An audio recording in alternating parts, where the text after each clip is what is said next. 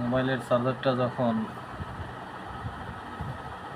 থাকে না তখন একটি চার্জার কেনার সিদ্ধান্ত নিই এবং পথিমধ্যে গুলিস্তানে যাওয়ার পথে দেখলাম চার্জারের দোকান, সেখান থেকে একটা চার্জার কিনলাম। আর চার্জারটা বাসায় নিয়ে এসে দেখতে পেলাম যে চার্জ হচ্ছে খুবই স্লো। শুধু তাই নয়, 2 দিন, আজ কয়দিন হলো, মোটামুটি 6 দিন হচ্ছে মেবি। 6 দিন পরে চার্জারটাই আর চার্জ নিচ্ছে না।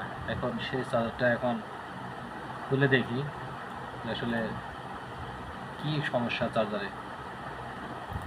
আপনাদের সামনে খুলছি, একটা খোলার চেষ্টা করছিলাম, অবশ্যই যেখানে ভাঙিয়ে ফেলেছি। এখানে কোনো নাট টাট কিছু নেই। অটো চার্জার, সম্পূর্ণ চাইনা প্রযুক্তিতে বোঝা যাচ্ছে। এটা একদম ফাঁকি দিয়ে তৈরি করে সাপ্লাই দিচ্ছে, মানুষের সঙ্গে প্রতারণা করছে। কীভাবে প্রতারণা করছে সেটা আপনাকে দেখানোর চেষ্টা করব। এটাকে দেখছিলাম একটা, তারপরে এটা প্রমাণ করার জন্য আর কি এই ভিডিওটা বানাচ্ছি।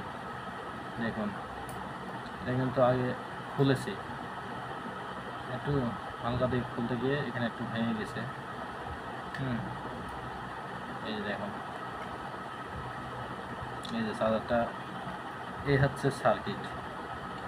দেখুন চার্জারের ভিতরে কি থাকে, এই যে কতগুলো সার্কিট দেওয়া আছে। এটা হচ্ছে ক্যাপাসিটার, এটা হচ্ছে ক্যাপাসিটার। এর পাশে কিছু সার্কিট দেওয়া আছে। ট্রানজিস্টার দেওয়া আছে। এবার ভিতরে দেখুন, বক্সের ভিতরে চার্জারটা এত ভারী লাগছে কেন? আসলে এইটুকু কতটুকু ভারী হতে পারে, এটুকুর জন্য তো দাম দিবে না। এই যে দেখুন, সবসময় মজার ব্যাপার হচ্ছে এই দেখুন এর ভিতরে কি আছে। আমাকে বললো যে ফাস্ট চার্জার, দ্রুত চার্জ হবে। হ্যাঁ, আসলে ওয়েটটা দেখছিলাম মোটামুটি ভালোই, কিন্তু ওয়েটের অবস্থা দেখুন কি। এগুলো কি বলতে পারবেন? হাই, এই দেখুন কত দামি গ্লাস, স্বর্ণ মনে হচ্ছে যেন। এই আর একটা দেখুন, যে স্বর্ণের বার দিয়েছে এর ভিতরে, তো চার্জারটা ওয়েট হয় এবং চার্জ দ্রুত হয়। একটু বের করছি, দেখেন বের হচ্ছে না কেন?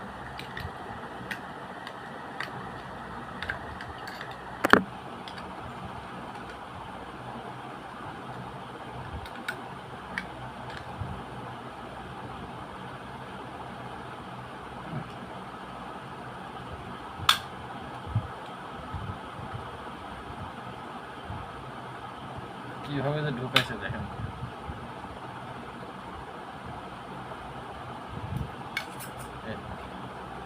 স্বর্ণের বার দিয়েছে এবং এর পাশে একটু কাটাও দিয়েছে।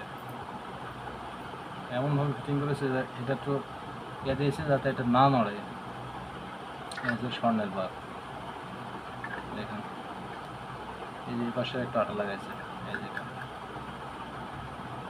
এটা হচ্ছে আমাদের বাংলাদেশের গুলিস্তানের মোবাইলের চার্জার। দেখুন কি দেওয়া আছে, 65 ওয়াট।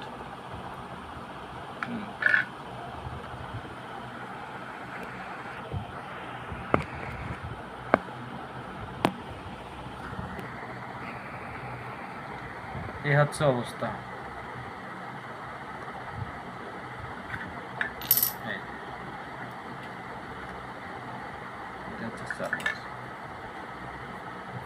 যাই হোক, শিক্ষণীয় বিষয়।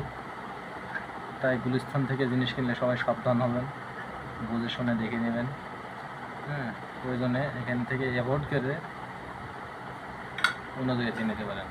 ধন্যবাদ।